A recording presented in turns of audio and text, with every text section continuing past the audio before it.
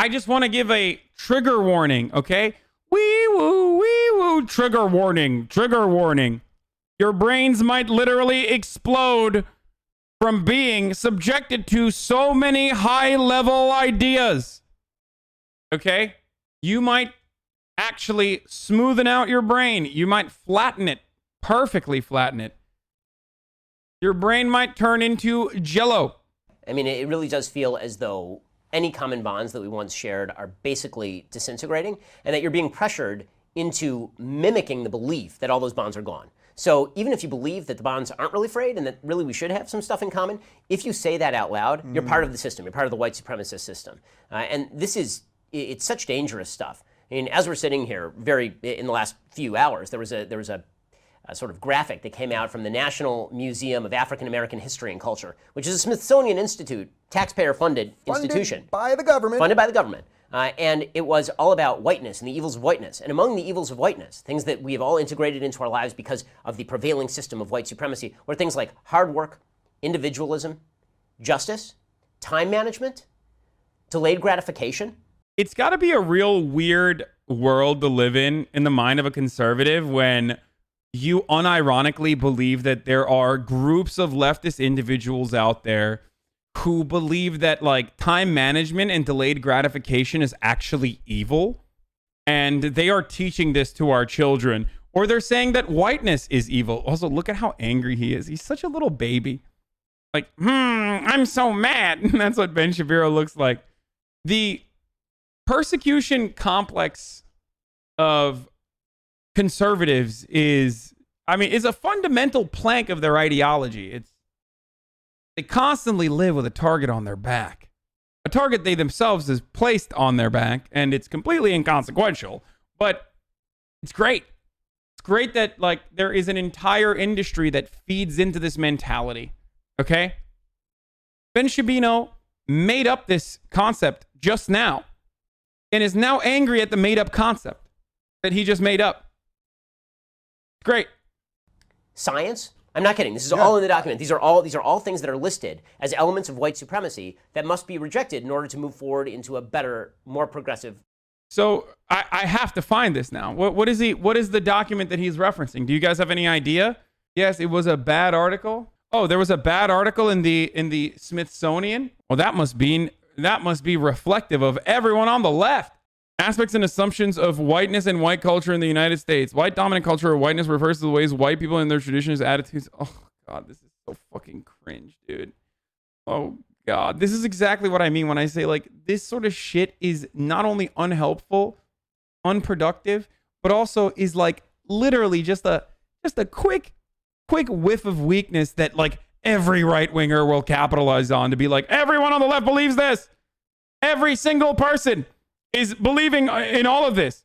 Protestant work ethic. Hard work is the key to success. Work before play. If you didn't meet your goals, you didn't work hard enough.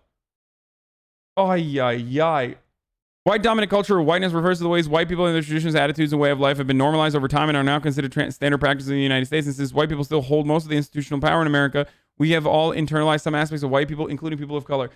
You know what this is? This is like when you're so woke that you turn into a racist. I don't want to get into the nonsensical, like, extreme centrist memes of like, oh, people on the left and the right are the same or whatever, because some extreme centrists, like alt centrists, love doing that. But like, this is when you go full circle and you're like, yeah, white people are focusing on objective, rational, linear thinking with an emphasis on the scientific method. Time following rigid time schedules, time viewed as a commodity. Dude, come on, dude. This is so bad. Had the conversation. If I put you on or Prager on, the lefties go bananas. I'm endorsing white supremacy and Because I think that for the left, and there are many liberals who buy into this, all human relations are power relations. Right? You saw this in sort of Ezra Klein's response to Matt Iglesias, right? How did I end up on the same side as Matt Iglesias, a man I've called the Ralph Wiggum of the internet, right? Like, how has this happened? But Matt Iglesias had the temerity to sign that letter. And then Ezra Klein was like, there are a lot of people who stand up for free speech who are really doing this because it's a way of gaining power. And for a lot of people, this is on the left, this is how they think of things, right? All human relationships are power dynamics. There are no big principles that we all share, like freedom of speech matters. That's just a bunch of people who are seeking to use the principle of freedom of speech as a weapon in order to reenact the hierarchy, in order to preserve.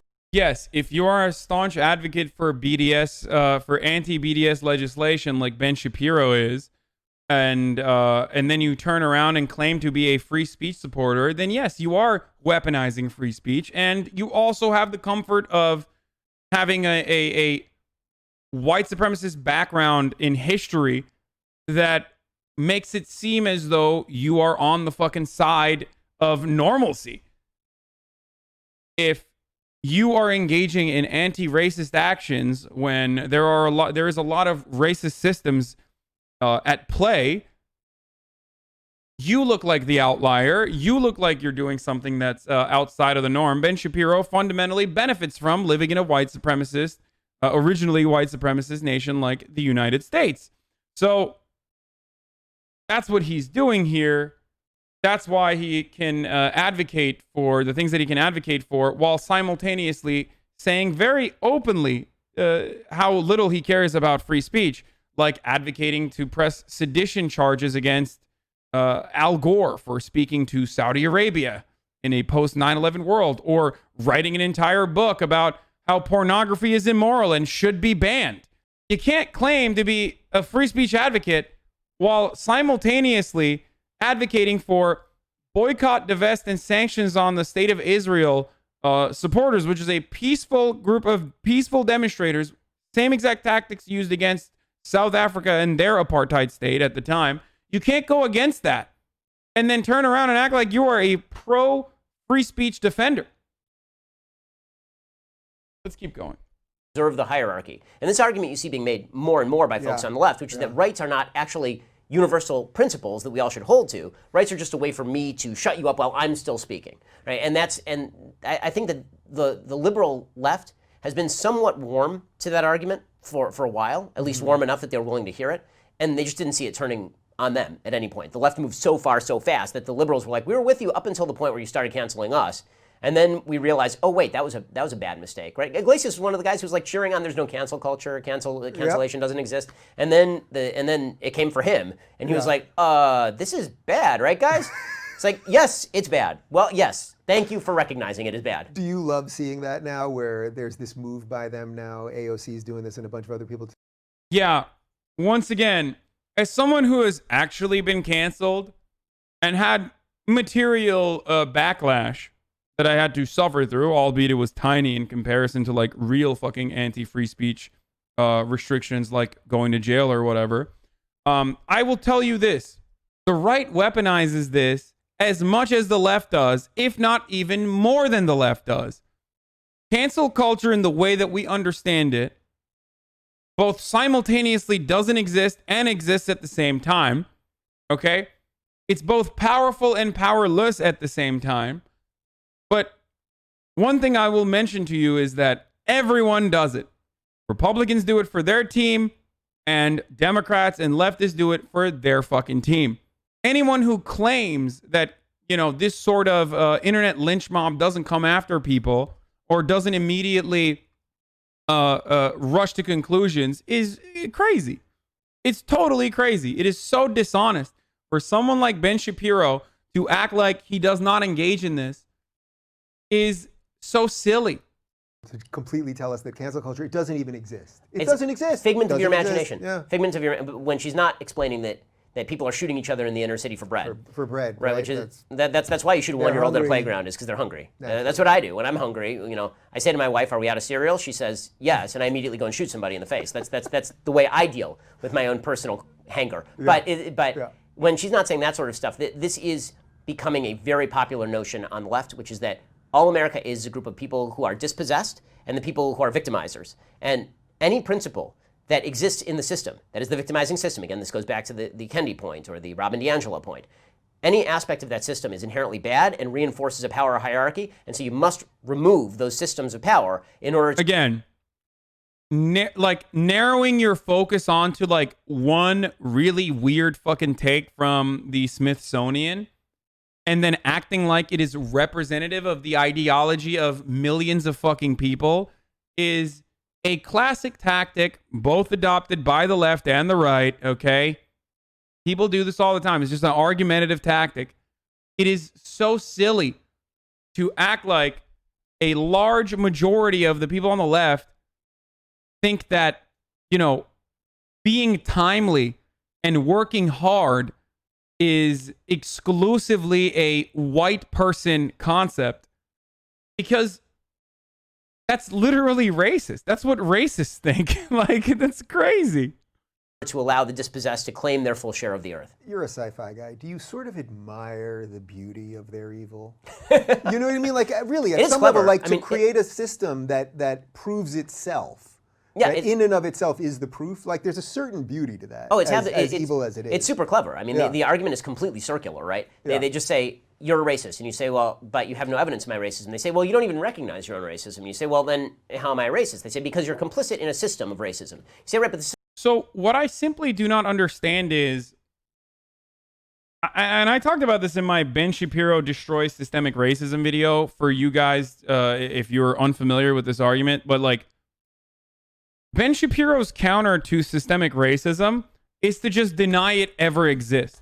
Instead of trying to address the historic precedent and what kind of material impact that centuries of slavery and segregation might still have in contemporary American society, and the legacy of racism and white supremacy that still permeates through all of our institutions, instead of addressing any of that, he just says, systemic racism is not real.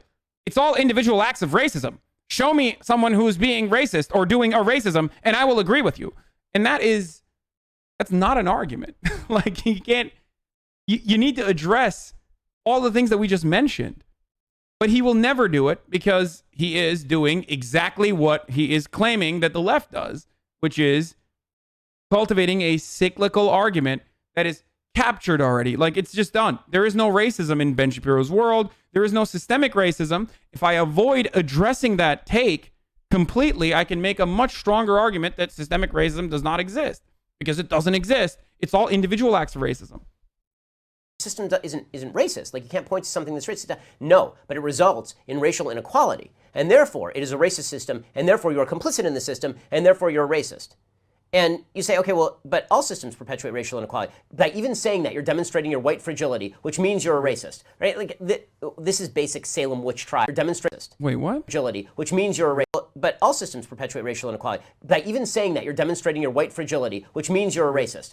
Wait.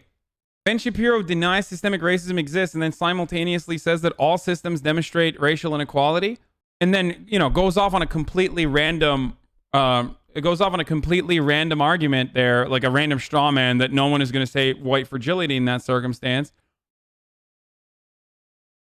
So Ben Shapiro is holding two positions at this point. He's saying that systemic racism both simultaneously doesn't exist, but exists on all systems. So if it exists on all systems, then it doesn't matter?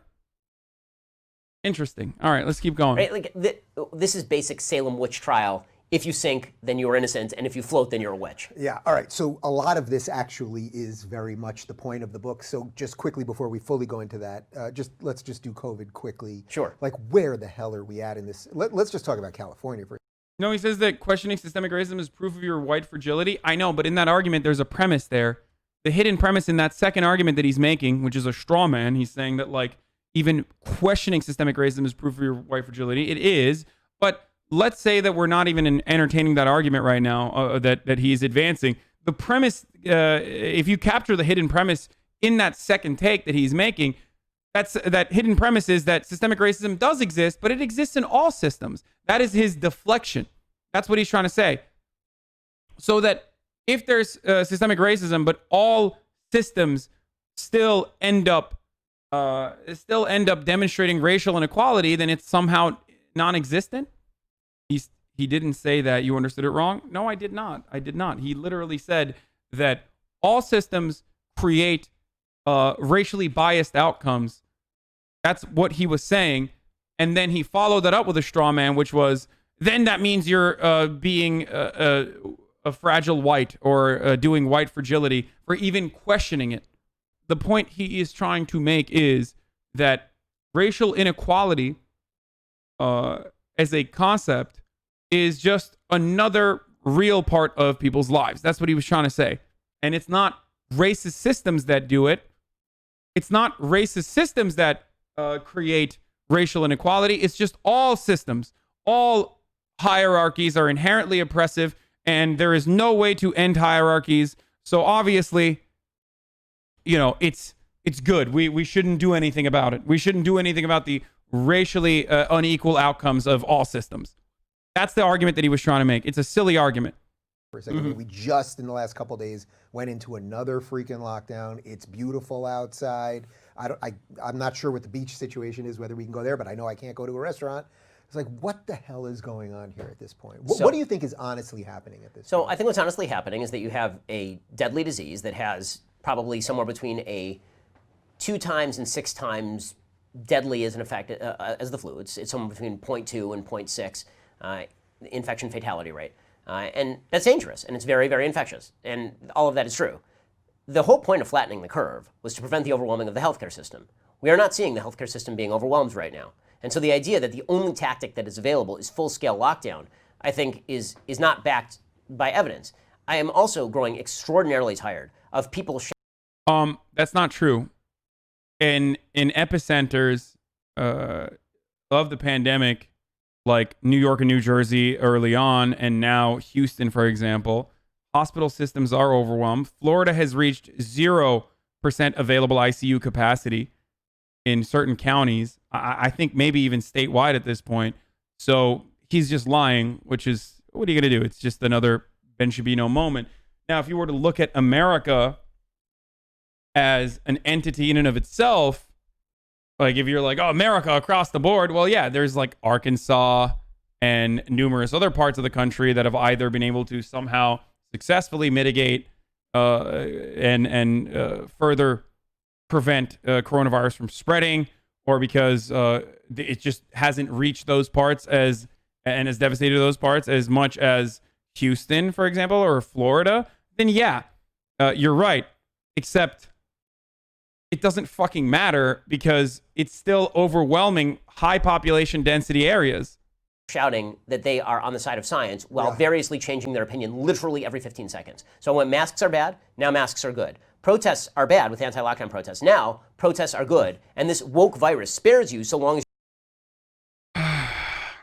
Okay.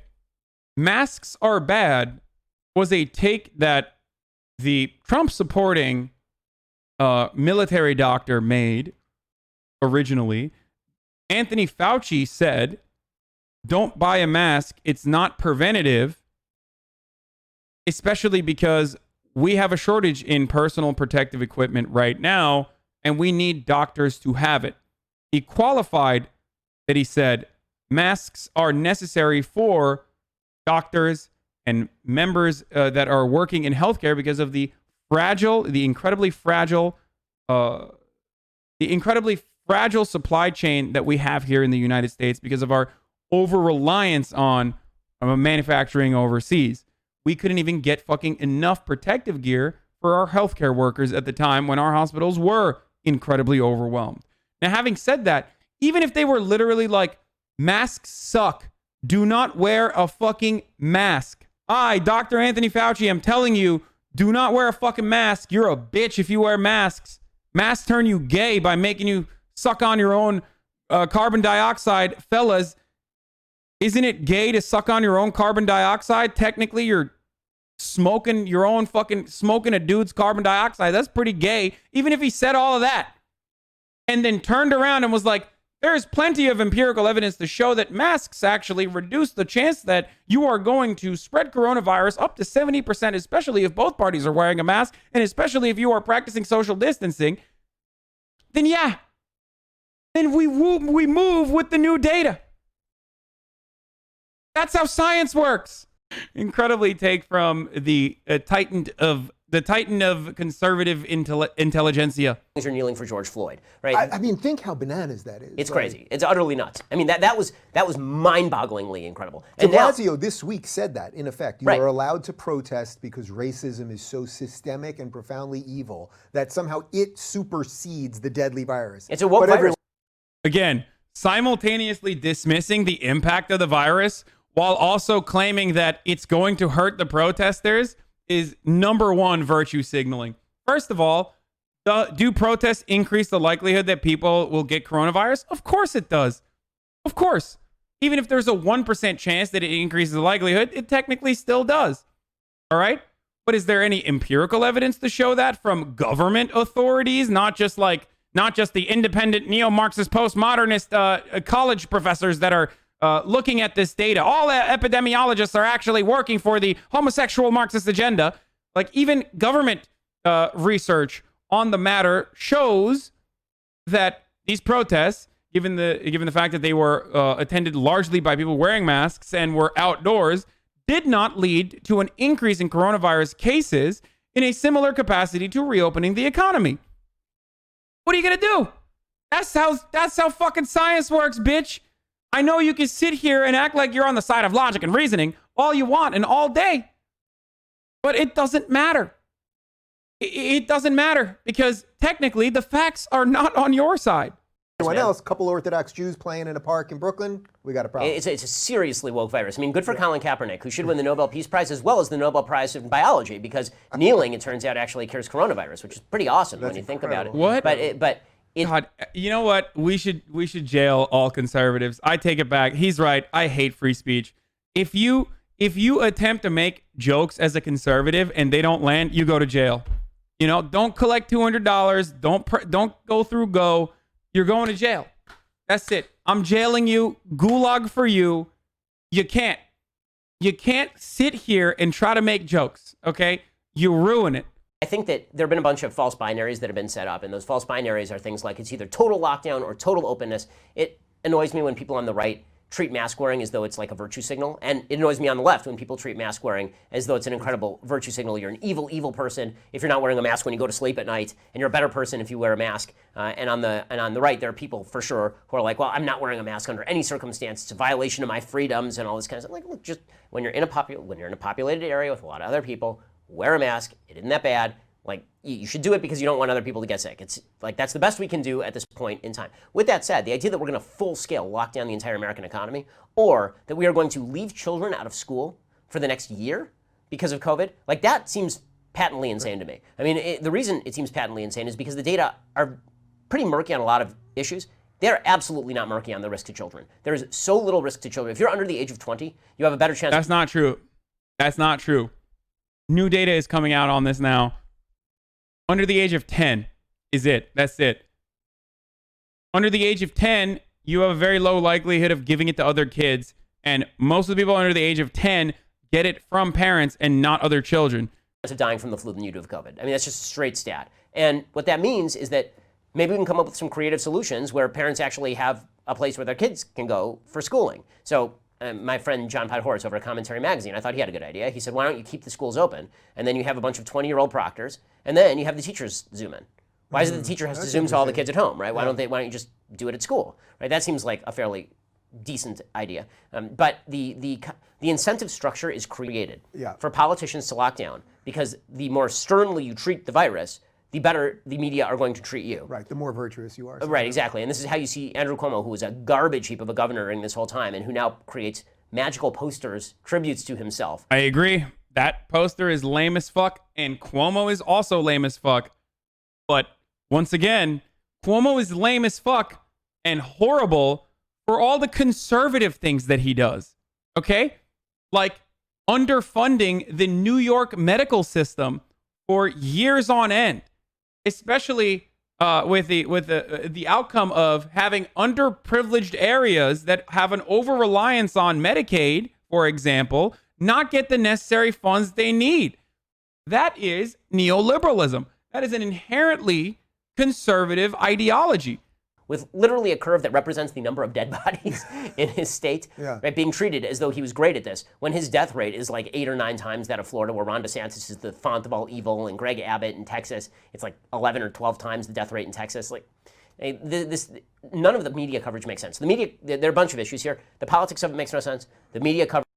The population density argument is so quickly applied by these people is so quickly applied by these people, except there is no reason to ever mention it when you're comparing Florida to New York, except the fact that Florida is now seeing a gigantic spike and people are dying. So we'll see. We'll see what happens. I love that Ben Shapiro, though, is making this argument that, like, the international hub of travel in the United States of America, New York, got more cases of coronavirus than anywhere else, where the population density is infinitely higher in New York City than anywhere else. Coverage of it makes some sense, but it's a really ugly sense because the politics have overwhelmed the data. And then on a data level, there's just a lot we actually don't know at this point. Right? We don't know whether there's such a thing as T-cell immunity. That's been one of the theories, that herd immunity actually may start to kick in as low as 20%. This is a theory from Sweden. It could be at 60%.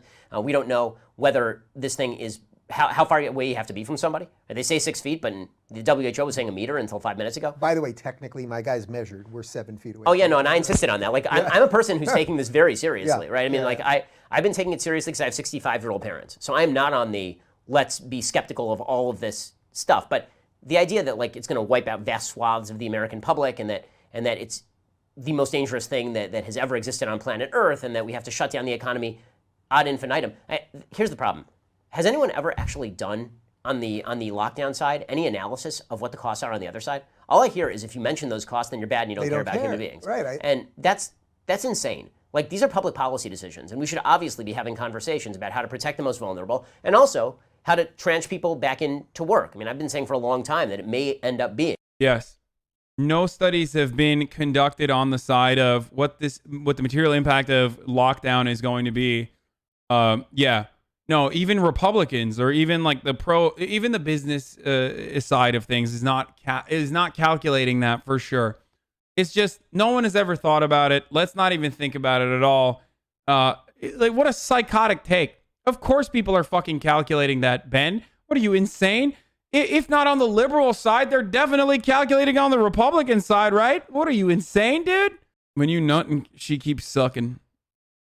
That's the face that he's making here.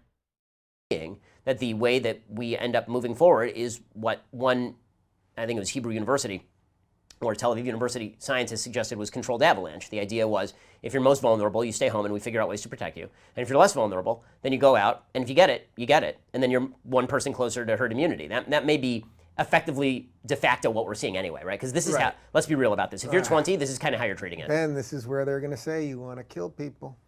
That's what last time you were here for my book launch, and I remember the video. You were the #1 trend on Twitter because you said we're going to have to deal with some level of death. It's a problem. We don't want to, but that's just reality. And then they came after you and said, no one should die in our perfect right. world. I made the very pure and obvious, which everyone understands the argument I was making, which is that if you're looking at days of life versus just lives lost, that is a different. Dude, come on, dude. He literally said the average life expectancy in the United States of America is 78. If you're over the age of 78 and you die, it's not that big of a problem. And my counter to that was, all right, let me kill your grandparents then. Like, what the fuck? What a psychotic take. It was a psychotic take then, and it's still a psychotic take now. We don't think this way because it's a eugenicist mentality to have. Calculation, and it is done by actuaries every single day. The federal government has actuaries that do this on every single policy. But again, the media narrative is very easy here. If you don't, the actuaries that engage in this way of thinking, it's like saying hospitals that do triage are doing eugenics. Okay, like hospitals do triage from time to time, where they also calculate the likelihood that they can save one patient over the other when they don't have enough resources to save both. Okay? That's not what fucking Ben Shapiro was doing, though. Ben Shapiro was taking it one step further and justifying it by saying, well, you know, people die over the age of 78 anyway. That's the average life expectancy all the time.